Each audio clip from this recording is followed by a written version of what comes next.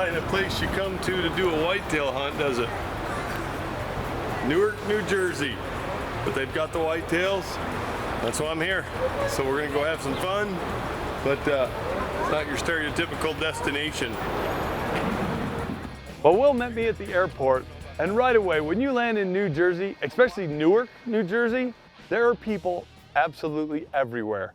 So Will takes us out to the parking lot, we get in the vehicle, and I'm glad that he's driving because there are cars and vehicles, buildings, absolutely everywhere you look.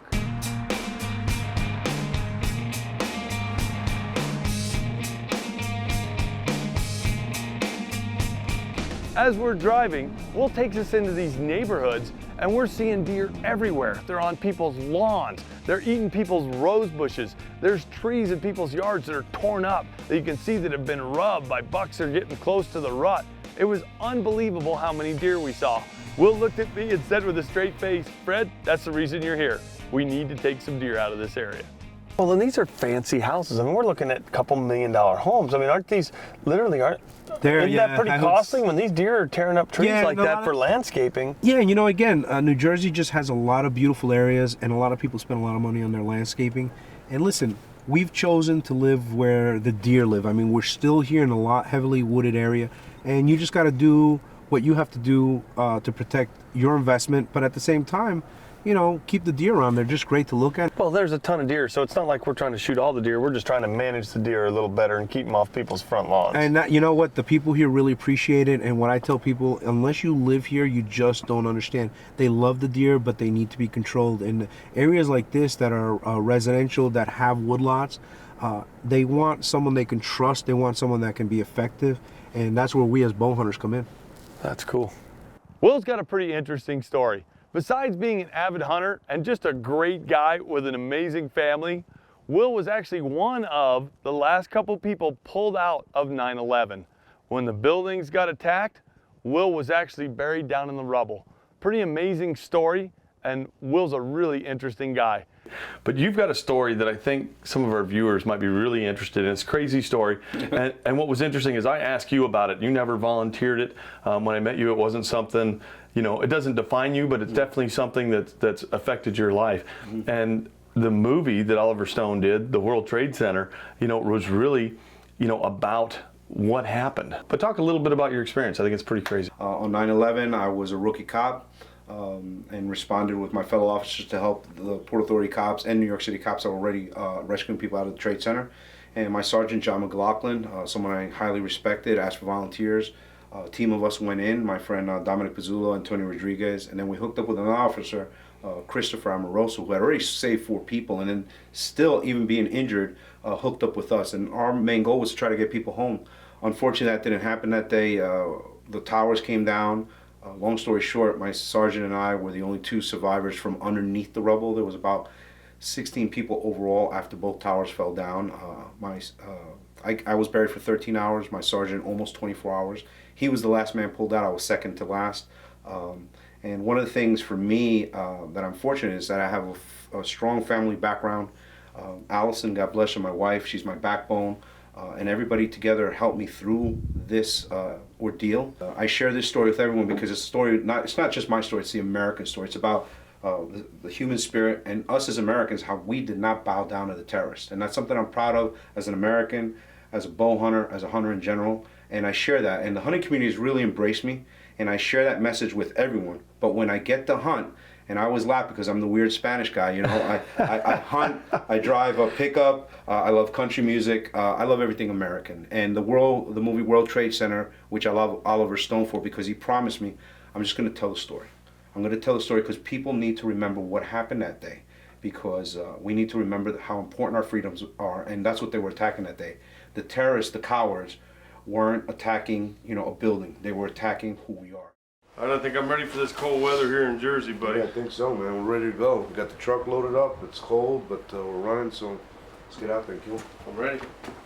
Well, we're going to be hunting over bait in New Jersey, and we'll explain that one of the reasons that you're allowed to bait in New Jersey is because there's too many deer in New Jersey. That's one of the reasons they have such a liberal deer hunting season. One of the things that they're trying to do is take down that deer population because they cause vehicle accidents, they've caused fatalities, and they cause a ton of damage to personal property. So the first morning we get in the blind, and Will advises, he said, Fred, he said, Bobby, take your compound today. He said, it's hard to say where they're gonna come in. They may circle the bait, they may be out there a little ways, so take your compound with you. So I take my compound. Right off the bat, here's this big deer. Now Will's got pictures of this deer, and of course, is it a giant? It's a big one to me. It's a pretty darn good one for New Jersey, and I wanna try and take a shot at this buck. Well, he's coming in and out of this bait pile, and he's circling around, and he's doing his thing.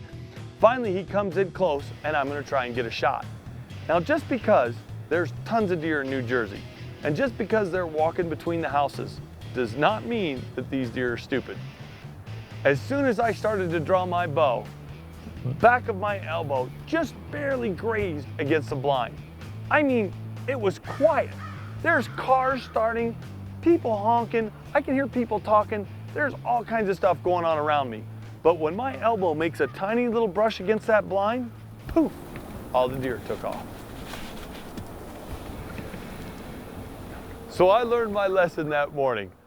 I was gonna have to be super, super stealthy if I was gonna get a shot at one of these hard hunted, but overpopulated New Jersey suburban whitetails. So I'm sitting there waiting, thinking it's game over. It's done, everything's taken off. What happens? But they come back again. Does come back in, the same buck we're after comes back in. I'm like, no way, I got him this time. This is mine, I'm gonna make this happen. I start drawing my bow as quiet as I can, but I'm bundled up in clothes. And I notice that as I'm drawing, even though I'm trying to draw slow, when I break the compound over, my clothes rustle, and the deer take off again. They took off. I did not get a shot at a deer that morning in New Jersey, even though I had them all around me.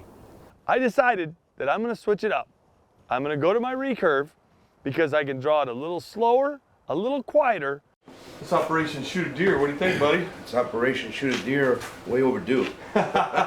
They've been in there, you know, you put us right on them, and we had that beautiful buck first day, Yeah. and he ended up busting me. That's all there was to that. And then I passed up a bunch of does, which is usually unlike me, but I had him right there, and I wanted that buck. I was like, man, he kind of hosed me. I want to try to get this buck, and he hasn't showed up. So, you know, I'm ready to take some venison back. So I think you'll get it done this morning. I mean, you've been in the right spot, and it's just a matter of letting some fly. So I'm hoping that Fred Eichler is Fred Eichler and lets a bunch fly today. So let's see what happens.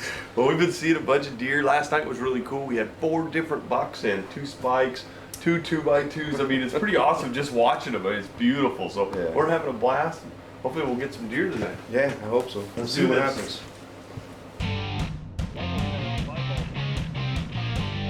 The weather is still really cold. It's hovering around that right below 0, right above 0 mark. I get in the blind the next day, and I am ready for anything that comes in. Sure enough, not very long after we get in the blind, some whitetails start showing up. Now I'm going crazy because once you decide to shoot, that adrenaline starts coursing through your system. So the same does that I watched the day before and had decided not to shoot and was totally calm on, once I decided to shoot one of these does, it's hard to keep it together. Your heart's pounding, you're breathing, I'm waiting for the shot, and they just won't give it to me.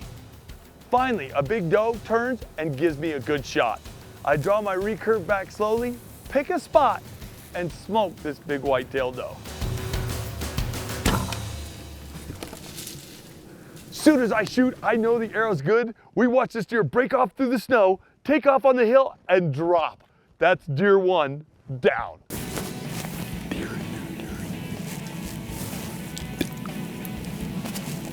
I'm pumped. I'm ready to hop out of the blind and go see this deer. But Will said he wasn't gonna get me until 11. Cole, who's running the camera, goes, you have another tag. Let's just sit here. So instead of running out looking at my deer like I would normally do, I said, okay, fine, we'll hang out in here.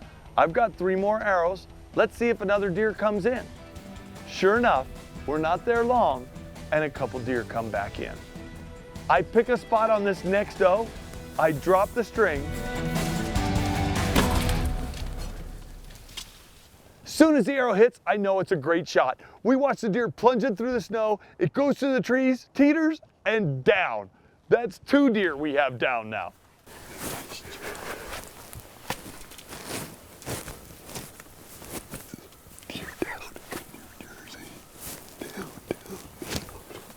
Now, I just filled both my tags, but here's the great thing about New Jersey. I call the Game Commission. Okay. I call them and tell them now that I we've just shot continue 2 deer. hunting. They give me a certification code, a number. Thank you I very write it down on my tag. Now, I'm ready to start hunting again, and I can shoot 2 more if they come in. It's early in the morning. I have not called Will yet, and I'm thinking he's gonna go nuts. I have 2 deer down, I've got 2 arrows left, and now I've got 2 more tags.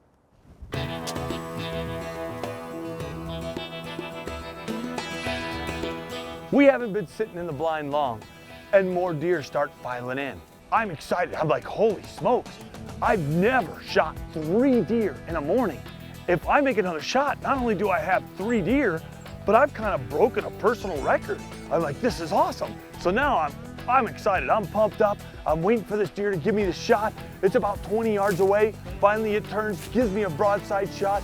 I drop the string right in the chest.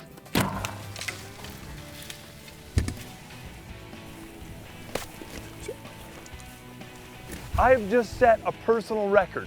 This is the coolest thing I've ever done. I've shot 3 deer with my recurve in 1 morning.